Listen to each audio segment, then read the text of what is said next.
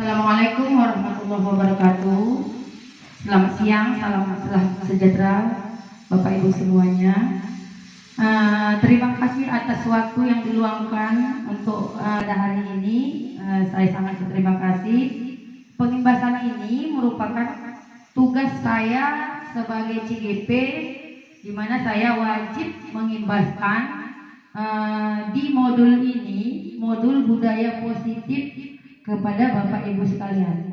Saya mengimbaskan di sini bukan berarti sayalah orang yang paling tahu. Saya juga masih belajar. Tapi di sini yang paling penting adalah kita saling berbagi praktik baik. Saya berbagi pengalaman apa yang saya pelajari selama saya menjadi CGP di pendidikan ini. Begitu juga dengan Bapak Ibu. Bapak Ibu berbagi pengalaman apa yang udah Bapak Ibu lakukan, pengalaman yang berhasil, semisalnya masalah siswa bisa diatasi. Jadi di sini kita saling berbagi praktik baik. Semoga tujuan pembelajaran dan visi dan misi sekolah kita nanti tercapai dengan baik. Untuk pertama, kami mintakan kepada Ibu Kepala Sekolah membuka acara kita hari ini.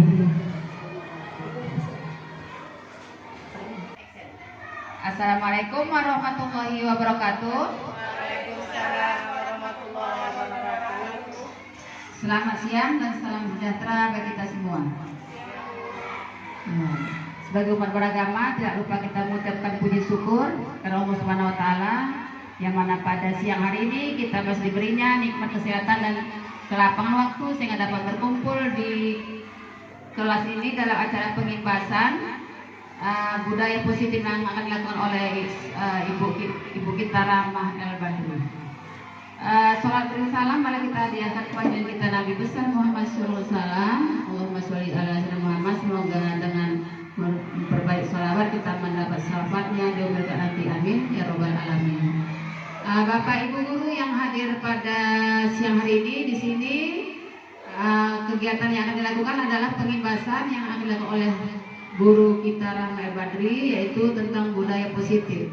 Nah, jadi budaya positif ini memang harus kita kembangkan, harus kita tumbuhkan di anak-anak didik kita. Kita kembangkan karakternya, ya, karakter yang positif lah, yang bagus-bagus semua itu harus kita tumbuhkan, kita budayakan kepada anak didik kita, kepada murid kita.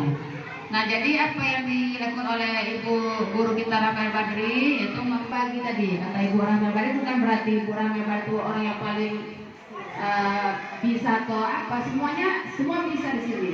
Cuma kita harus saling berbagi praktik itu untuk menjadi motivasi kita, untuk meningkatkan kompetensi kita sebagai guru juga, untuk supaya anak-anak kita menjadi lebih baik lagi ke depannya.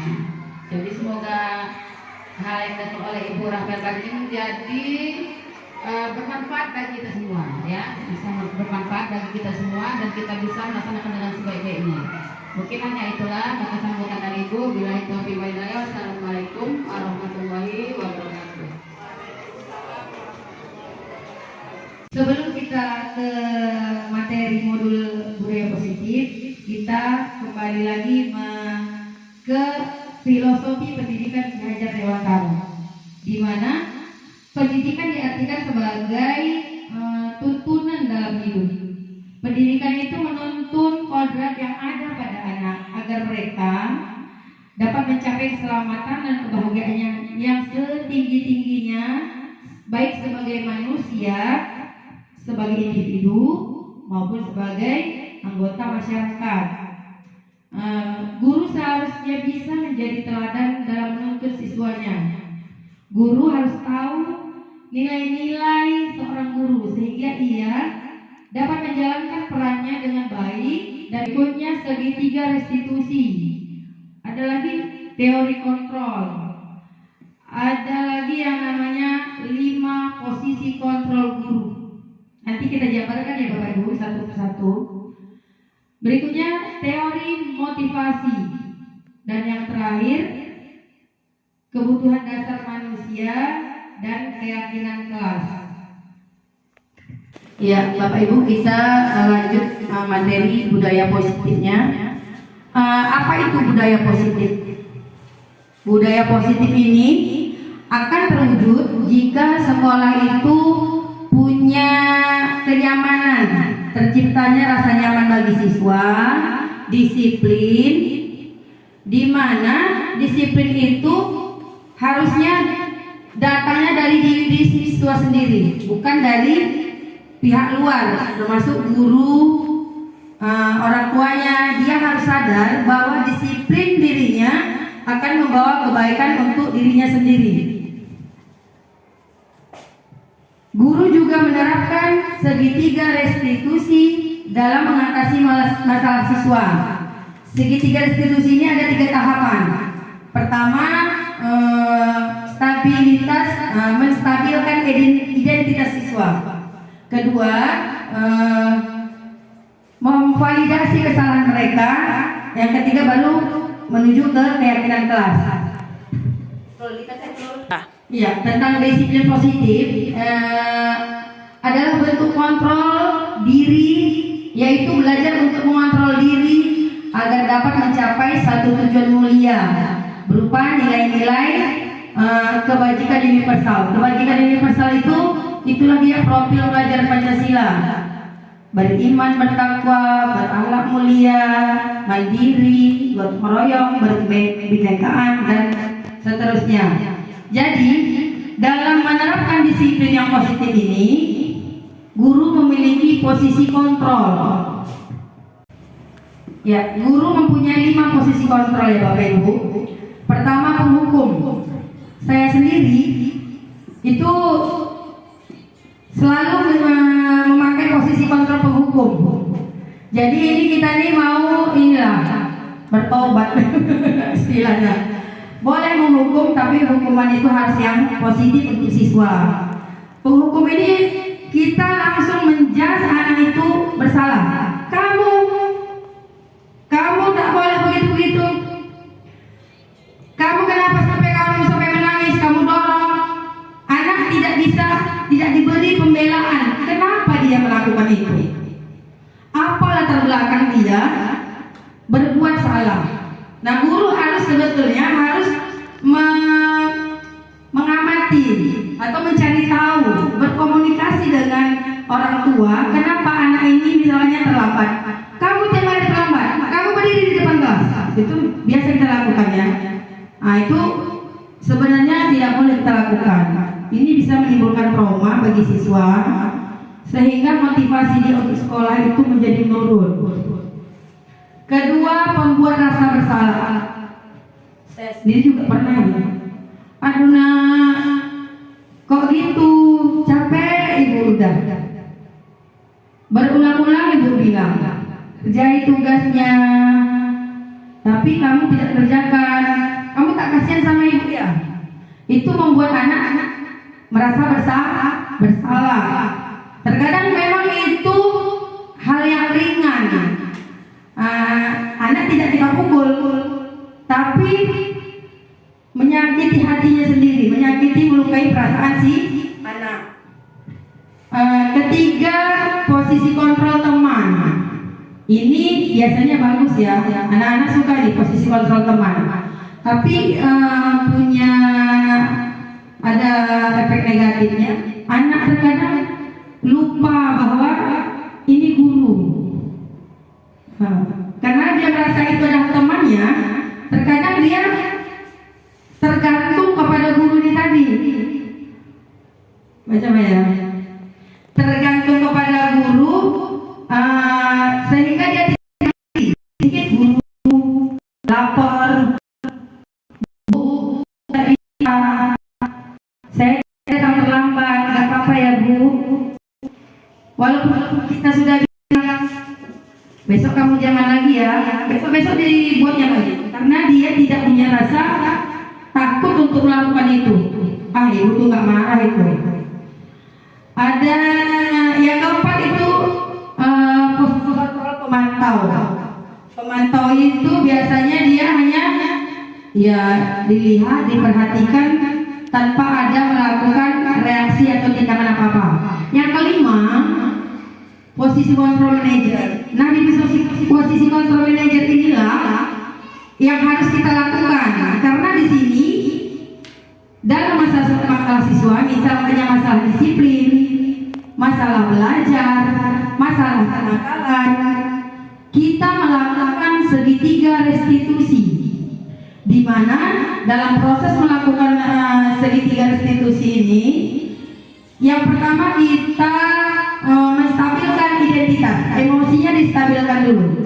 Nanti akan saya tayangkan video segitiga restitusi. Kedua, memvalidasi kesalahan. Valid itu untuk sementara kita membenarkan bahwa dia melakukan kesalahan itu, kita benarkan sebelum kita tuntut ke arah keyakinan kelas bahwa si anak punya keyakinan kelas yang sudah disepakati di kelas, yang tidak boleh sebenarnya dia langgar. Keyakinan kelas itu kan dibuat bersama-sama, ya harus dijalankan bersama-sama, baik siswa maupun guru. Saya akan menayangkan proses penyusunan keyakinan awalnya, Bapak Ibu.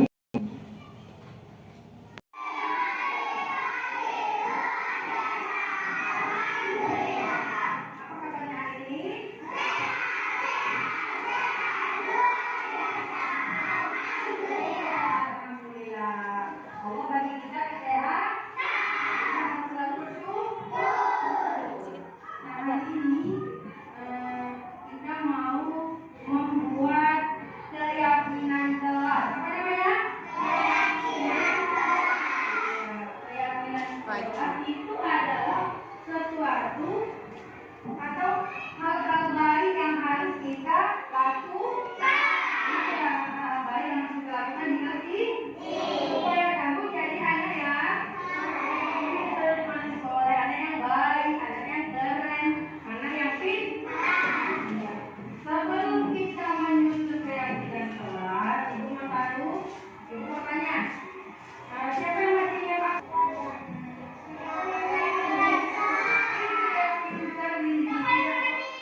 Tidak boleh makan di kelas, tidak boleh main di kelas. Siapa lagi?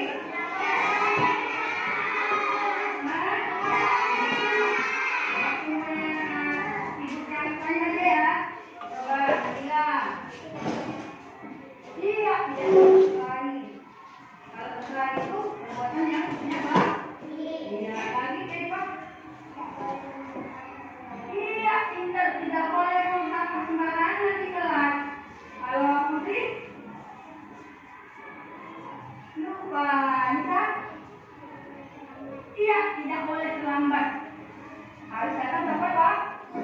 Kalau siapa lagi aja? Apa lagi ayo? Lupa. Ini ayo. Apa? Tidak boleh berpakaian yang tidak rapi, ya kan? Nah, disiplin berpakaian.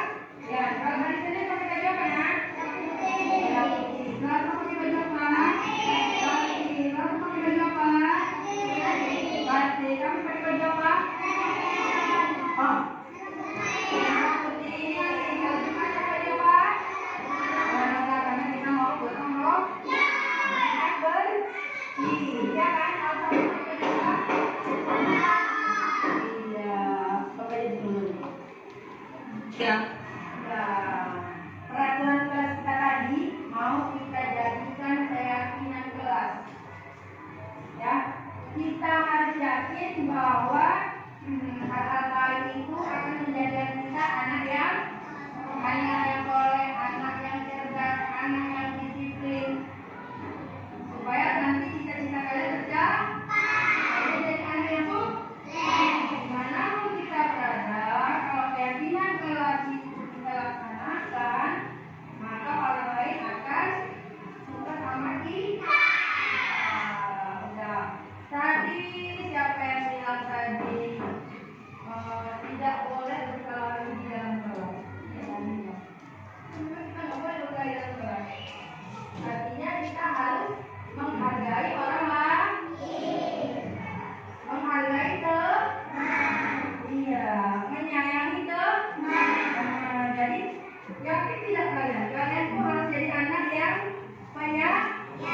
ya kawannya nggak boleh diganggu, nggak boleh apa usil sama kawannya, apalagi sampai berkelah. Sesama manusia, sesama ciptaan Tuhan harus saling menyayangi supaya kita hidupnya kalau kelasnya rukun, maka kelasnya jadi terasa nyaman. Ada lagi tadi peraturan kelasnya, tidak boleh buang sampah di dalam kelas, ya kan? Berarti kita meyakini kalau buang sampah itu di mana? Buang sampah di tempat sampah. Ada tadi yang bilang tidak boleh apa? Siapa tadi? Siapa? Ica, tidak boleh? Iya, tidak boleh main di kelas. Itu juga harus menghargai orang lain. Waktu belajar nggak boleh main-main. Hargai ibunya dan kawanmu yang sedang belajar. Apa aja? Siapa lagi? Kesha? Apa tadi?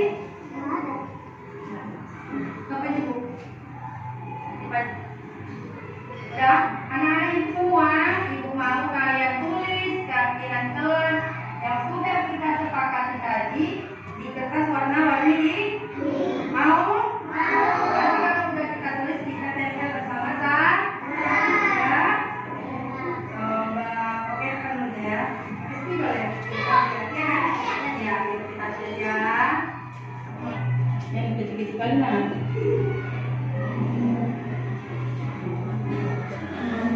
Main dulu ya.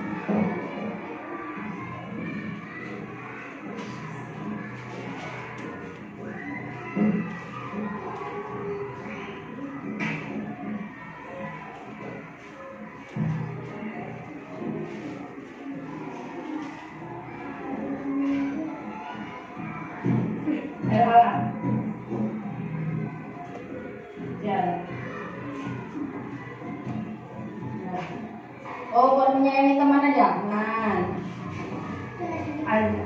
Azam dulu Azam.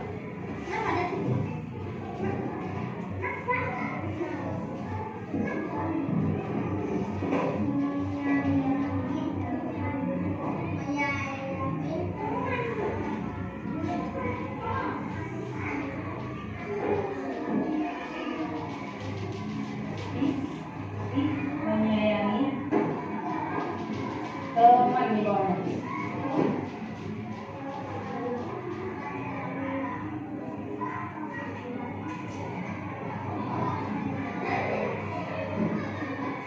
Sudah cukup ya? Wah, kita udah buat keyakinan kelasnya, kita sudah tulis keyakinan kelasnya. Sekarang kita mau tes. Yuk, mulai dari ayo Amizan. Ini Ryan. Nah, keempat itu ada yang nama Ryan yang mana itu? Yang sini ya.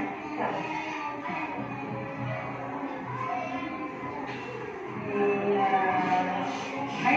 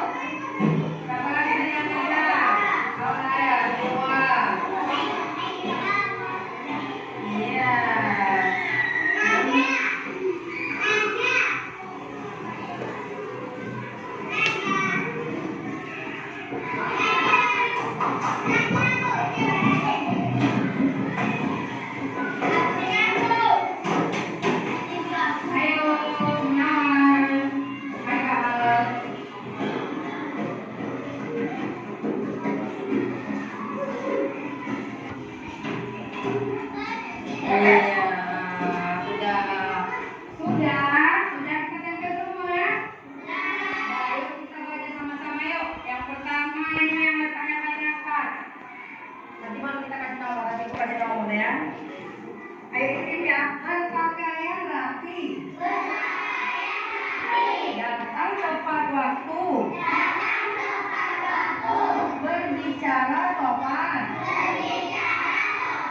Menyayangi teman. Menghormati guru. Membuang sampah ke tempat sampah. Izin keluar kelas. Melaksanakan piket. Mengerjakan tugas sekolah. Oke, teman-teman. Siapa ya? Siapa yang mau berpartisipasi tadi? Siapa yang membuat buatnya? Kita. Jadi siapa yang menjalankannya? Kita bersama tuh. Orang lain. Kita yang buat, kita yang menjalankan. Kita yang melaksanakan. Jadi, ya, bagi yang tidak boleh terlambat tadi kan, kita bareng terus Pak. Ibu juga harus ya, ya, ya. Mulai besok, mulai hari ini kita laksanakan kegiatan kelas kita bersama-sama. Oke, Bapak Ibu, itu tadi proses saya menyusun keyakinan kelas bersama siswa. Jadi keyakinan kelas itu disusun berdasarkan peraturan sekolah, peraturan kelas, dan keyakinan kelas ini disusun bersama-sama, ditulis oleh siswa sendiri, baru ditempel seperti itu. Ada yang mau memberi masukan atau tanggapan, silakan. Ibu Tiwi, silakan Ibu Tiwi.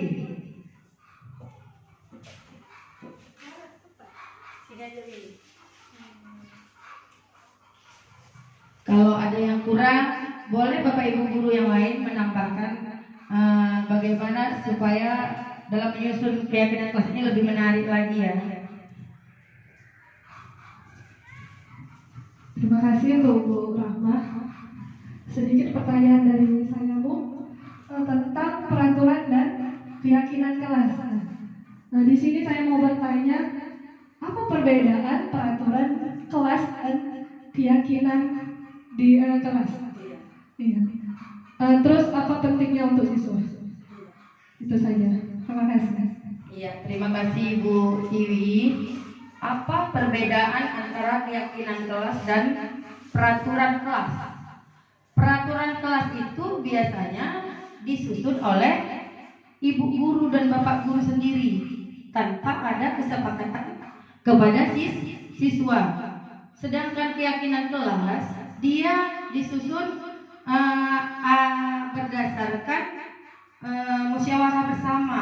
Apa sih kelas seperti apa sih yang anak-anak ibu guru inginkan? Peraturan apa yang harus kita jalani? Karena disiplin itu harus berasal dari dirinya sendiri, jangan berasal dari orang lain. Sama seperti guru. Misalkan saya sendiri, kalau saya disiplin karena takut kepada kepala sekolah, ketika kepala sekolah tidak ada tempat, pastinya disiplin itu tidak saya pakai, karena disiplin saya karena takut kepada kepala sekolah. Begitu juga dengan siswa. Yang kita harapkan siswa disiplin itu memang muncul dari dirinya sendiri. Dia mau belajar, dia datang tidak terlambat, dia mengerjakan tugasnya, tidak mengganggu kawan, bahwa dia meyakini dia harus berbuat baik. Apa pentingnya tadi ya? Apa pentingnya keyakinan kelas? Keyakinan kelas ini sangat penting untuk menciptakan rasa aman dan nyaman siswa selama berada di kelas atau di sekolah. Kalau keyakinan kelas sudah dijalani, artinya disiplin siswa disiplin siswa itu sudah ada sama siswa. Jadi budaya positif bisa kita jalankan apabila suasana tuh. Ya, Bapak Ibu kelihatannya semakin siang semakin udah lomas kata orang kita ya kan, tak bersemangat lagi. Kita break Inggris dulu sebentar ya. Break Inggrisnya lagunya panjang pendek, panjang pendek. Tapi kalau panjang, jangan tangannya panjang, tangannya dipendekkan. Tapi kalau pendek, tangannya dipanjangkan. Kita mau lihat konsentrasi Bapak Ibu masih penuh apa tidak? Ya. Ya kita mulai ya, berdiri semuanya Bapak Ibu.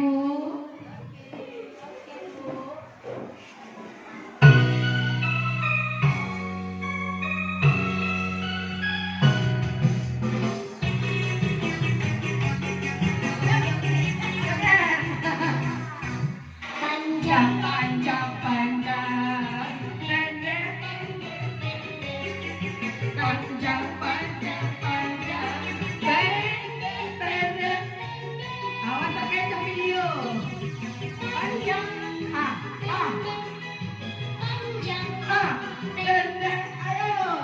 Panjang, panjang, panjang, pendek, pendek, pendek, ayo.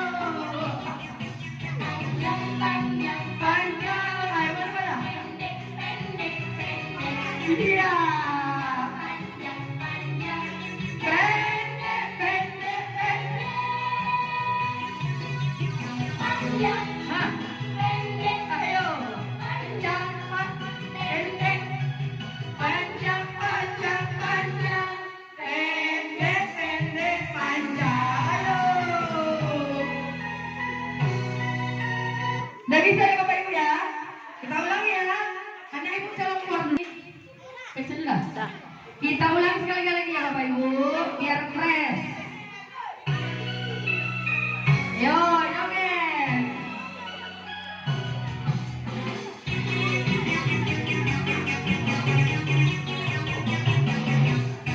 Panjang, panjang, panjang, pendek, pendek, pendek, panjang, panjang, panjang, pendek, pendek, pendek,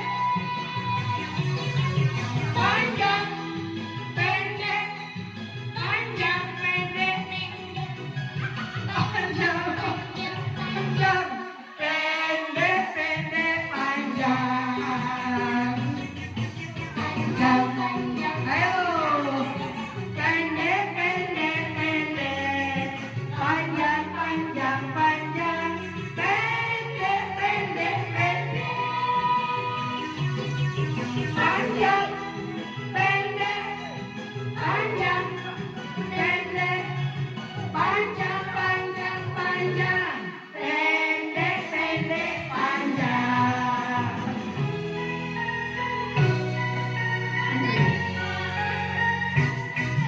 Panjang, panjang, pendek, pendek, pendek, pendek, pendek, pendek, panjang, panjang, panjang, ayo, panjang, panjang, pendek, panjang, panjang, panjang, pendek, pendek, pendek. Pendek, pendek, pendek, panjang, pendek, pendek, panjang, panjang, panjang, panjang, ayo, panjang, pendek, panjang, panjang, panjang, pendek, pendek, pendek. Iya, terima kasih Bapak Ibu. Udah bersemangat lagi kan? Oke, kita lanjut lagi. Dari selanjutnya. Ini kita akan belajar, kita akan masuk ke materi tentang hukuman. Apa itu hukuman? Hukuman itu bersifat satu arah dari pihak guru yang memberikan kepada siswa yang melakukan kesalahan. Hukuman itu diberikan tanpa kesepakatan. Seharusnya hukuman itu kita ya lakukan berdasarkan kesepakatan juga. Misal nih, ada siswa yang tidak mengerjakan tugas, dia kita kasih hukuman apa? Sepakati dari awal, sebelum kita mulai pembelajaran di semester awal, sepakati. Kalau ada yang nggak ngerjain tugas, berarti dia misalnya harus menulis 1 lembar, atau kalau kelas rendah 5 baris. Hukuman itu sebisa mungkin memberi efek positif kepada siswa. Jangan sampai membuat mereka merasa sangat sakit hati, apalagi kelas rendah, sampai nggak mau sekolah. Ibu itu galak, ibu itu marah-marah aja. Apalagi sampai kita melakukan hukuman fisik. Tidak boleh menyakiti anak sampai ke fisik. Walau terkadang memang guru lepas kontrol, apalagi di era sekarang ini siswa-siswanya wow dan luar biasa. Ya Bapak Ibu. Berikutnya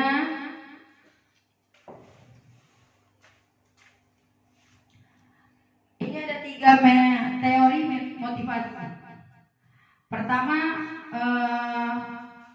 motivasi perilaku manusia itu untuk menghindari ketidaknyamanan atau menghindari hukuman. Dia melakukan itu hanya untuk menghindari dirinya dari hukum. Kedua, untuk mendapat imbalan atau penghargaan, supaya dia dapat hadiah, supaya ia dipuji. Ketiga, untuk menjadi orang yang mereka inginkan dan menghargai diri sendiri dengan nilai-nilai yang mereka percaya.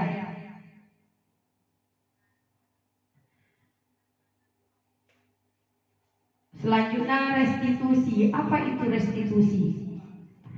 Restitusi adalah proses menciptakan kondisi bagi murid untuk memperbaiki kesalahan mereka, sehingga mereka bisa kembali pada kelompok mereka dengan karakter yang lebih kuat.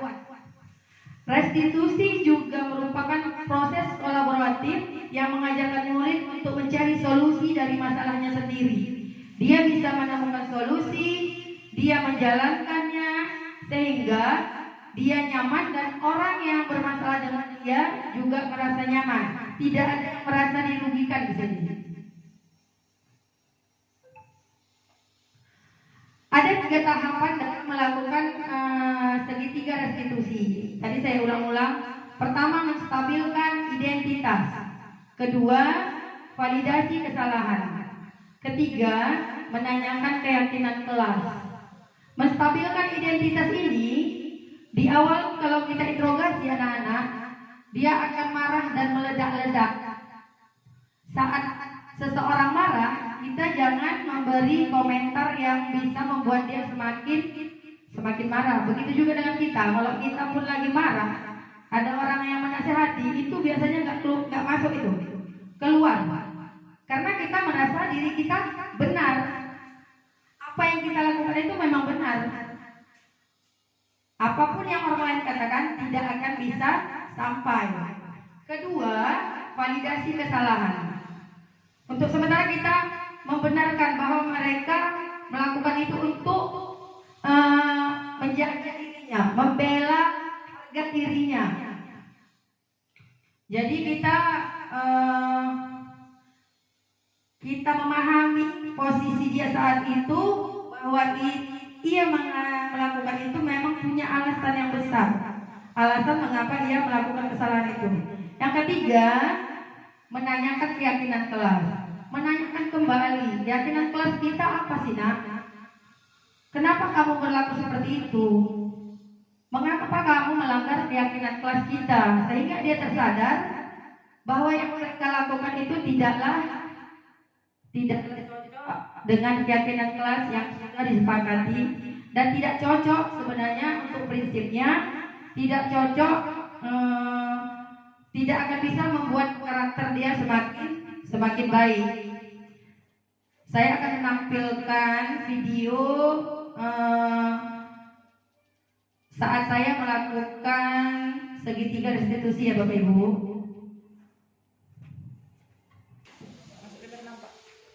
Ini video segitiga restitusi, ya Bapak Ibu.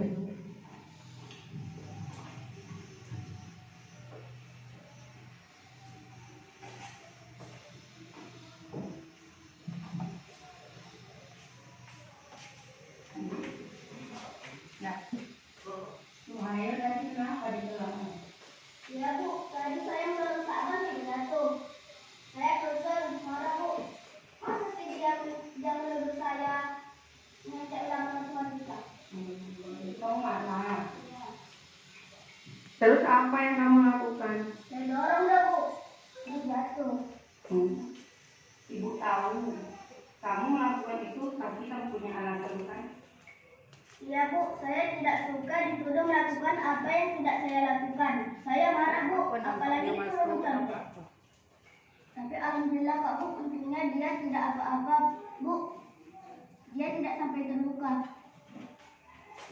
Nah, sekarang coba kamu ingat lagi. Apakah tindakan kamu mendorong sahabat itu tindakan yang benar atau tidak? Tindakan kamu itu sesuai tidak dengan keyakinan kelas kita dan prinsip kamu sendiri? Tidak lah Bu, saya tidak mau jadi orang yang kasar dan kuat. Tadi saya emosi Bu, jadi saya melakukan itu. Jadi menurut kamu keyakinan kelas yang mana sih yang sudah kamu lakukan? Saya tidak bisa melalui Bu, saya menyakiti orang lain. Apakah kamu bersedia memperbaiki kesalahan kamu dan mencari solusi yang tepat untuk masalah kamu ini? Bersedia Bu. Kamu meyakini tidak bersikap baik dan tidak menyakiti orang lain penting untuk kamu lakukan. Saya yakin Bu, saya harus bersabar dan menahan diri dalam menghadapi masalah agar saya bisa berpikir apa yang harus saya lakukan saat Syakban menuduh saya menyontek. Apakah kamu bersedia memperbaiki kesalahan kamu dan mencari solusi yang tepat untuk masalah kamu ini? Saya akan meminta maaf Bu, saya juga berjanji akan lebih bersabar lagi dalam menghadapi masalah saya Bu.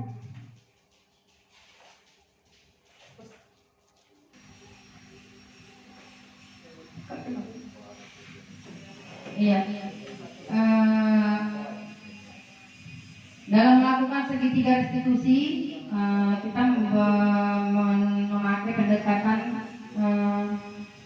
dari hati ke hati, berbicara dari hati ke hati, menanyakan siswa apa latar belakang dia melakukan itu. Dari video tadi, kita tahu masalahnya tadi apa itu kira-kira Bapak Ibu? Si Suhail dituduh menyontek oleh temannya, dia emosi, temannya didorong sampai terjatuh sehingga kelasnya pun riuh. Makanya saya membawa dia keluar dari kelas supaya ketika kami bicara Suhail merasa nyaman karena tidak ada yang lain yang melihat dia bisa membela dirinya sendiri dan kita harus mendengarkan pembelaan dia. Apa yang membuat dia merasa kesal? Rupanya tadi memang dia dituduh nyontek oleh kawannya. Karena dia tidak merasa nyontek, maka dia jadi marah. Kira-kira Bapak Ibu pernah punya pengalaman seperti itu tidak di kelas? Ibu bisa menceritakan pengalamannya, misalkan ada siswa yang bermasalah, bagaimana Ibu menyelesaikannya? Entah itu memberi nasihat, Ibu senior kami. Nah baik Bu, kalau kasus saya di kelas pernah menangani masalah siswa yang tidak mau sekolah lagi. Jadi saya mengajak siswa-siswa teman kawan yang tidak mau sekolah tersebut datang ke rumahnya, dan saya mengatakan kepada teman-temannya, ayo kita ke rumah si Rizky, kita ajak kembali dia ke sekolah. Jangan sampai terjadi antara kamu dan dia menjadi selisih paham karena masalah, yaitu gara-gara kamu mengejeknya. Nah, jadi nanti intinya kamu datang ke rumahnya, kamu minta maaf. Bapak hanya menemani kami. Jadi kami berangkat ke rumah si Rizky dengan baik. Keluarga si Rizky menerima kami. Lalu teman-teman si Rizky tadi bercerita dan mengajak dengan ketulusan hati kawan-kawannya meminta maaf selama ini membuat salah kepada Rizky. Ya alhamdulillah sedikit pun memaafkan teman-temannya. Beberapa hari kemudian kami tak menyangka melalui kawan-kawan Rizky tadi mengajak dan minta maaf, Rizky pun mau sekolah kembali. Mungkin ini aja Bu. Iya, mantap kali Bapak, ini tepuk tangan dulu. Ini patut dicontoh ya Bapak Ibu. Iya, itu contoh masalah lain. Sebenarnya guru-guru semua juga punya masalah ini. Pernah punya masalah siswa ya kan? Semua siswa itu di kelas 1, 2 atau 3 punya masalah pasti. Bapak Ibu guru itu punya banyak pengalaman dalam mengatasi masalah siswa. Bapak Ibu guru pasti punya kebijaksanaan yang unik. Masing-masing punya potensinya, entah itu komunikasi dengan orang tua, entah itu pendekatan diri dengan siswa. Ada pun siswa yang rasanya nyaman sekali dengan gurunya.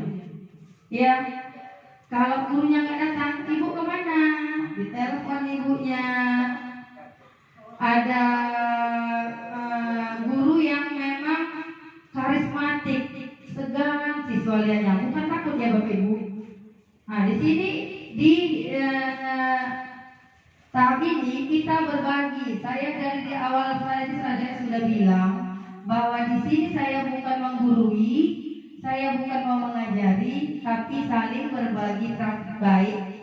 Bapak Ibu berbagi dengan kita semua, begitu juga dengan saya. Kita saling mengkoreksi diri supaya kedepannya kita bisa lebih baik lagi. Terima kasih ya Pak Zainal Abidin. Itu kisah segelintir saja pengalaman Pak Didin. Pak Didin ini senior, jadi banyak itu pengalamannya. Kalau saya masuk kelasnya Pak Didin ini, muridnya selalu tertib, rapi duduknya. Walaupun Pak Didin gak ada di kelas, lagi keluar, muridnya tetap diam. Nah itu yang perlu kita contoh ya. Muridnya gurunya nggak ada lagi keluar bisa kamar mandi. Muridnya nggak berserak, tetap duduk mengerjakan tugasnya. Itulah dia namanya disiplin yang sudah muncul dari diri siswa. Bukan karena takut sama guru. Kalau siswa takut sama guru, waktu gurunya keluar, udah kayak ayam itu kelasnya, ribut semua. Nah, itulah yang mau kita ciptakan, budaya positif, lingkungan sekolah dan lingkungan kelas yang aman dan nyaman. Ya, Bapak Ibu, berikut ini satu contoh lagi pelaksanaan segitiga restitusi. Halo Isan, apa kabar? Ibu. Ibu mau tanya sama Isan. Tadi waktu kita belajar matematika, kenapa Isan mau tambah? Saya suka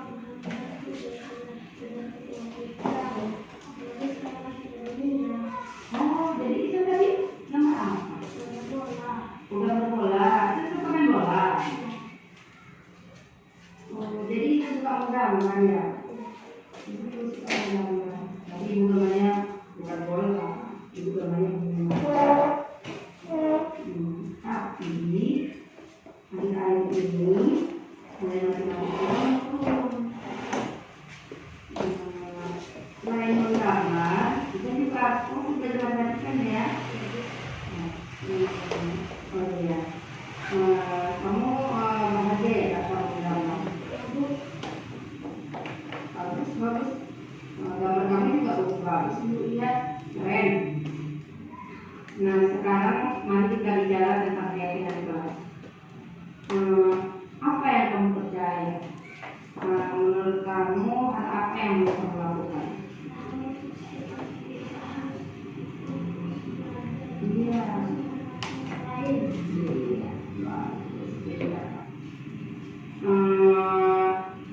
Sekarang menurut kamu apa yang harus kamu lakukan supaya nilai kamu kembali meningkat?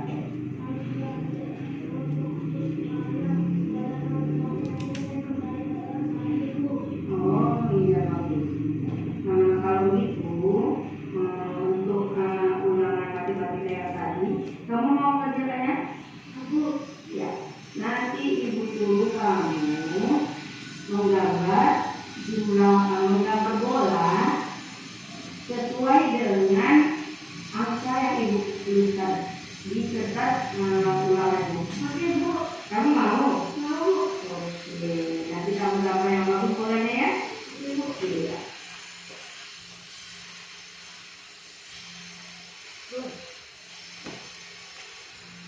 Kita mau lihat konsentrasi Bapak Ibu masih penuh apa tidak? Iya. Ya kita mulai ya, berdiri semuanya Bapak Ibu.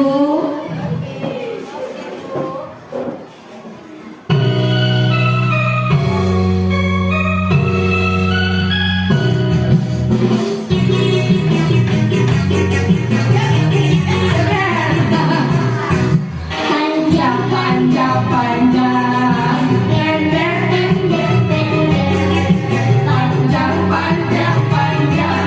Pendek, pendek, pendek. Awas pakai ke video. Panjang, panjang, pendek, ayo. Panjang, panjang, panjang. Pendek, pendek, pendek, ayo. Panjang, panjang, panjang. Ayo, mana? Pendek, pendek, pendek. Iya. Panjang, panjang. Pendek, pendek, pendek. Panjang, pendek. Ayo. Panjang, pendek. Panjang, panjang, panjang. Pendek, pendek, panjang. Ayo. Udah bisa ya Bapak Ibu ya? Kita ulangi ya. Anak ibu coba keluar dulu. Nanti anak ibu nanti ada bagiannya. Oke ya. Keluar dulu ya. Nanti baru kalian. Ini panjang pendek ini. Memang panjang pendek ya. Tapi seperti ecoh gitu.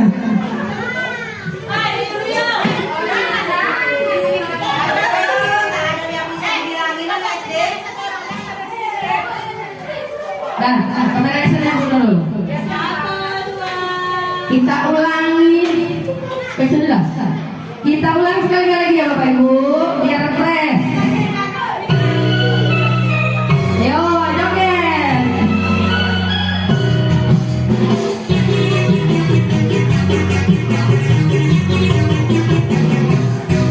Panjang, panjang, panjang. Pendek, pendek, pendek. Panjang, panjang, panjang.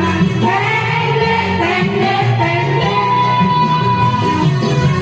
Panjang, pendek.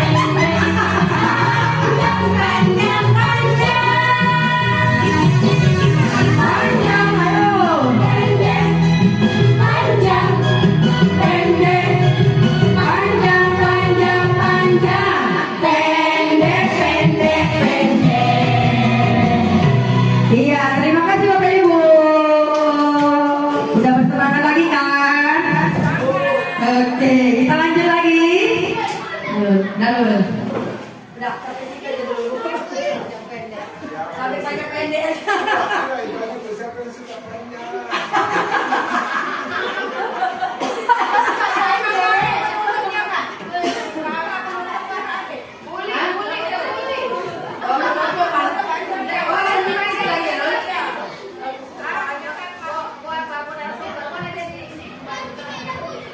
Nanti jam setengah nanti orangnya kembali refleksi lagi.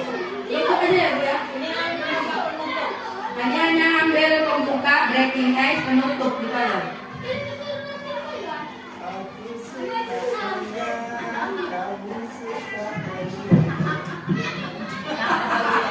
Betapa lagunya. Ya, Bapak Ibu, ini adalah contoh segitiga restitusi yang ada di materi LMS saya ya Bapak Ibu. Kita lihat bersama-sama. Seandainya yang saya lakukan contoh dari saya itu kurang cocok rasa Bapak Ibu bisa jadikan ini sebagai referensi. Restitusi.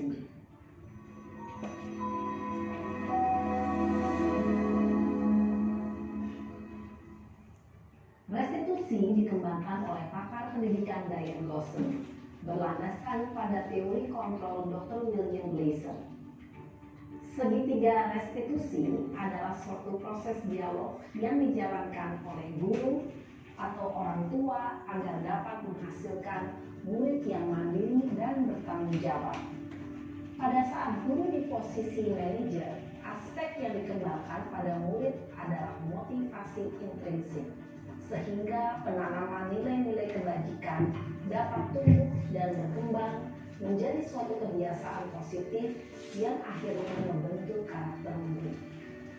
Proses dialog ini terdiri dari 3 langkah yang digambarkan pada ketiga sisi pada segitiga restitusi.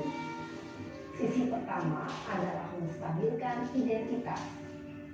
Sisi yang kedua adalah validasi tindakan yang salah. Dan sisi yang ketiga adalah menanyakan keyakinan. Ibu dan Bapak Guru, berikut ini akan ditunjukkan bagaimana seorang guru berada dalam posisi manajer menggunakan penerapan segitiga restitusi.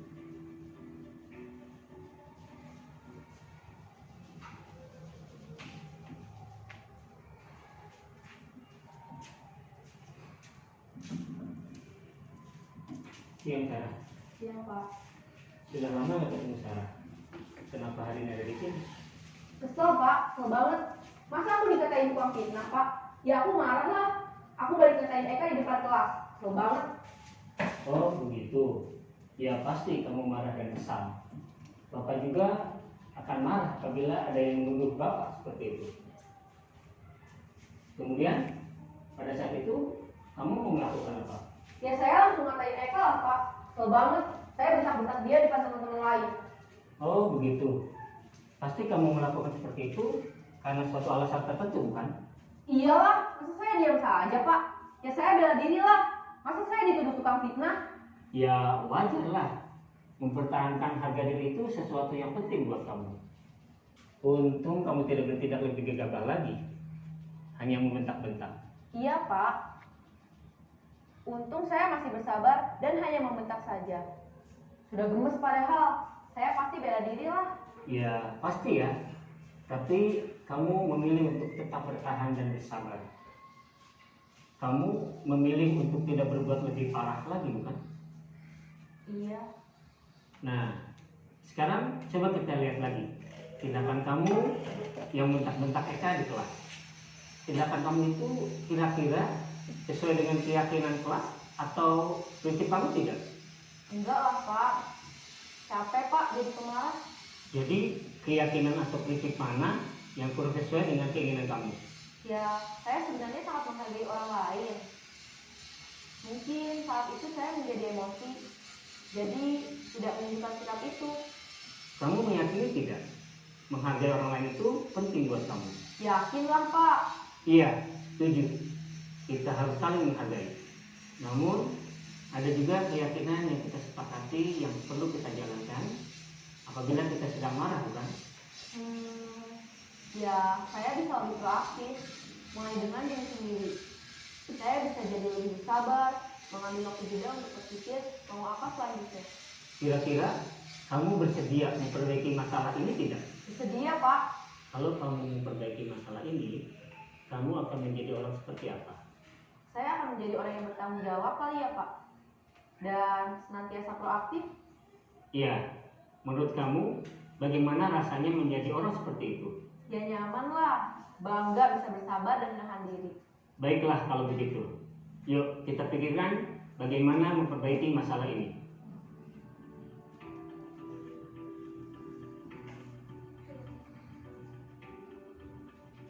Ibu,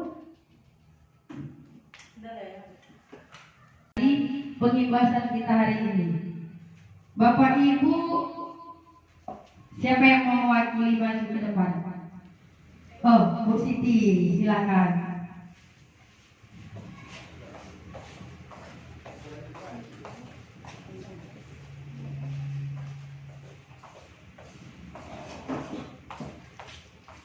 Baik, terima kasih untuk waktu yang diberikan kepada saya.